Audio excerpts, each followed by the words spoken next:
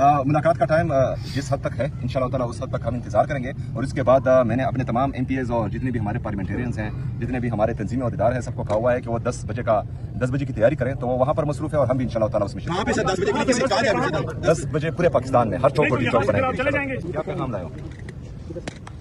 किस चीज़ का मुलाकात का? किस चीज़ का? शादी की दावत तो कहीं नहीं है, मिलने दे रहे हैं कि नहीं? पूरा कौम जश्न में मसरूफ था, जब पूरा कौम बाइकों से सलेंसर जो है ना निकाल कर रोडों पर आतिशबाजी में मसरूफ था, राइडरी में मसरूफ था और बाजे बजाने में मसरूफ था, तो पेट्रोल मसनूआत की कीमतों में एक दफ हुकूमत ने इजाफा कर दिया है।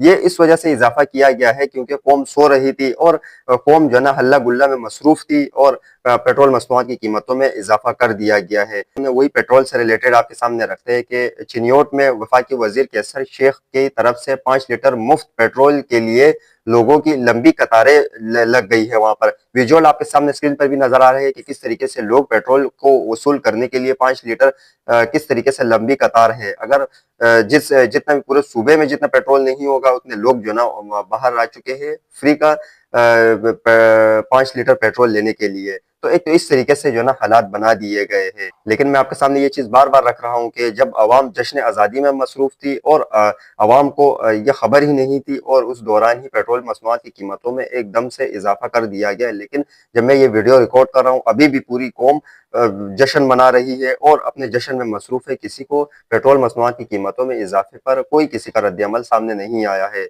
और यह रात गए चुपके से ये पेट्रोल मसनूआत की कीमतों में इजाफा कर दिया गया है। आज़ादी तो सबको प्यारी होती है लेकिन कई लोग इस आज़ादी के मौके पर आज़ाद नहीं होते, कई लोग इस मौके पर आज़ाद होते हैं लेकिन जेल में जो है ना तस्वुर किया जा सकता है कि वो खुद को जेल में महसूस करता है आज़ादी होने के मौके पर भी। आज हुकूमत ने भी कुछ इस तरीके से किया है।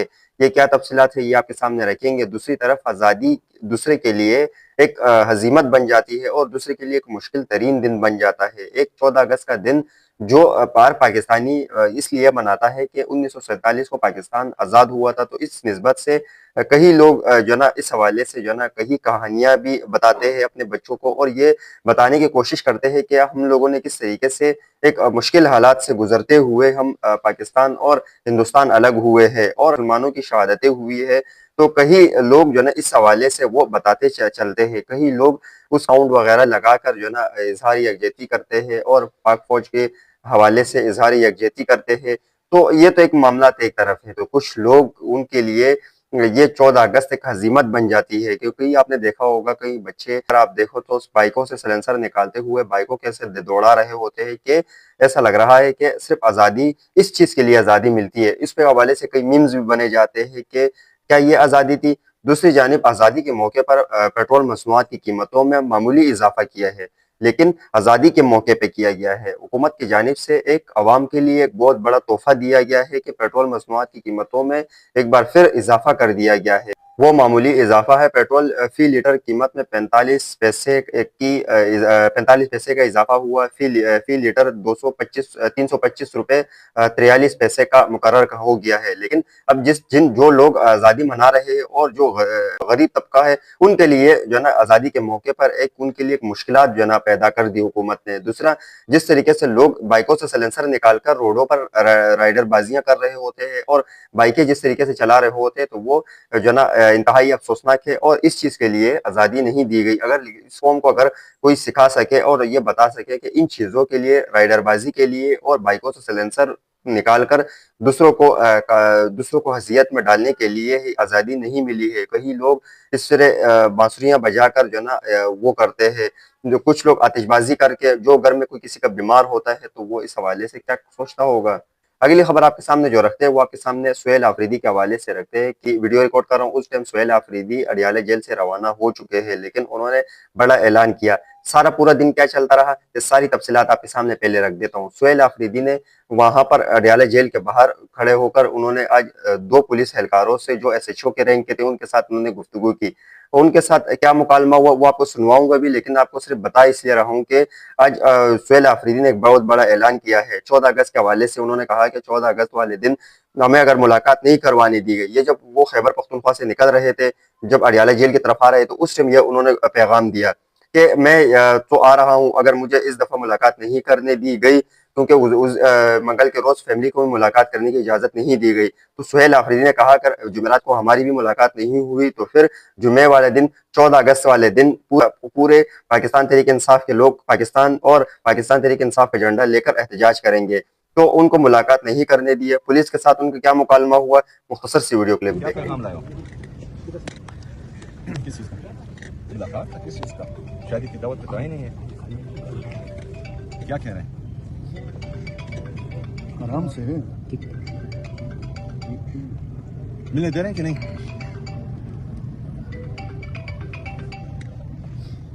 आप ये सच है। सुन लिया आपने सुहेल आफरीदी की गुफ्तगू के इन्होंने क्या कहा। साथ खड़े बंदे को भी इन्होंने कहा कि आप आईएसआई के बंदे हो या कौन हो या कर्नल हो, कि आप क्योंकि आपका यहाँ पर क्या काम है, जो वर्दी में नहीं था। पुलिस वालों के साथ उन्होंने बातचीत की कि आप हमें क्यों नहीं जाने दे रहे हो। जाते जाते उन्होंने, आपने सुना भी होगा कि उन्होंने बहुत बड़ा ऐलान किया। उन्होंने कहा अगली बार हमें हुकूमत खुद बुलाएगी। उन्होंने हुकूमत का नाम तो नहीं लिया, लेकिन उनका कहने का मकसद था कि अगली दफा ये हमें खुद बुलाएंगे और आके कहेंगे कि इमरान खान से मुलाकात कर लो। नहीं तो अगर जिस तरीके से ये मामला चल रहे हैं तो ये हुकूमत के लिए काफी परेशान कुन है।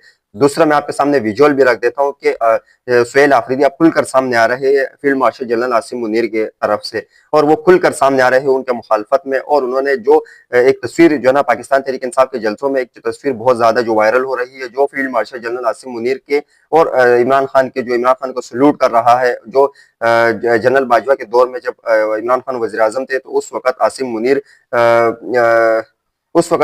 मुनीर ने इनको सल्यूट किया था। जब ये जेएचक्यू वजीर आजम, साबिक वजीर आजम इमरान खान वहां पर पहुंचे तो field marshal general Asim Munir ने उनको सल्यूट किया था। तो उनकी एक तस्वीर जो है ना बहुत ज्यादा सोशल मीडिया पर वायरल है।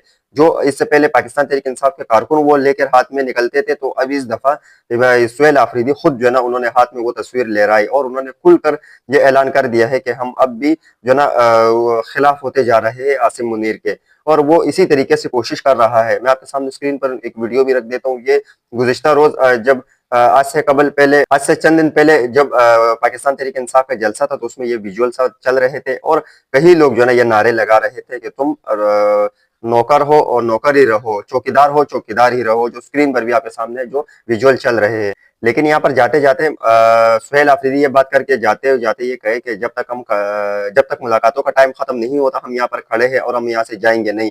लेकिन वो अपने टाइम पर खड़े रहे और फिर वहां से रवाना हो चुके हैं। अब जिस तरीके से ये ब्लॉग रिकॉर्ड कर रहा हूँ, सुहेल आफरीदी वहां से रवाना हो चुके हैं, लेकिन उन्होंने ये हुक्म दिया है पाकिस्तान तहरीक इंसाफ के वर्कर को और लीडरशिप को कि कल बरोज जुमे के दिन आपने निकलना है पाकिस्तान तहरीक इंसाफ का, और पाकिस्तान का झंडा उठाते हुए आपने मुल्क भर में एहतजाज की कॉल भी उन्होंने दे दी है। जब सुहेल आफरीदी वहां से रवाना हो चुके और वहां से जब सुहेल आफरीदी रवाना हुए तो वो पहुंचे इस्लामाबाद में। इस्लामाबाद जब पहुंचे वहां पर उन्होंने एहतजाज किया। जश्न आज़ादी के मौके पर पाकिस्तान तहरीक इंसाफ का झंडा लेकर वहां पर वर्कर ने एहतजाज किया। लेकिन सुहेल आफरीदी ने जब वहां पर पहुंचे, उनका काफिला वहां पर पहुंचा तो इस्लामाबाद पुलिस के एहलकारों ने पाकिस्तान जश्न आज़ादी के रात को भी इस्लामाबाद पुलिस की जानिब से वज़ीर आला सुहेल आफरीदी के सिक्योरिटी गार्ड और उनकी गाड़ियों को डंडे मारकर उनको शीशे को तोड़ दिया गया है। जो उनकी सिक्योरिटी की गाड़ियां थी, जो सिक्योरिटी स्क्वाड जो था उनकी उनकी गाड़ी पर लाठीचार्ज की है और उसके नतीजे में गाड़ी के शीशे तोड़ दिए गए हैं। ये आज़ादी के मौके पर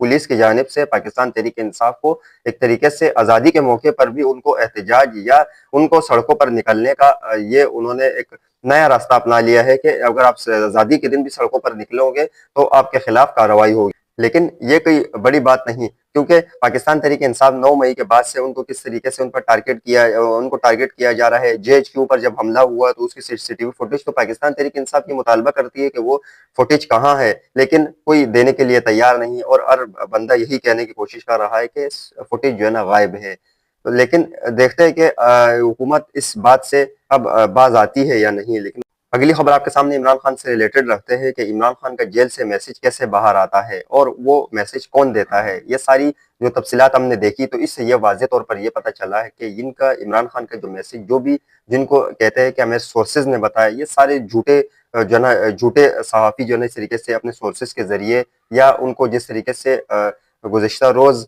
जो वजाहत सईद ने जो बात की थी बगैर किसी तस्दीक किए, इसी तरीके से ये सारे झूठे होते हैं और वो इस तरीके से व्यूज़ समेटने के लिए वो इस तरीके से बातें करते हैं और इमरान खान के सेहत के हवाले से वो जो ना इस ऐसे बात कर देते हैं जो फैमिली और पाकिस्तान तहरीक इंसाफ के कारकुनों को शक शुबे में डाल देते हैं।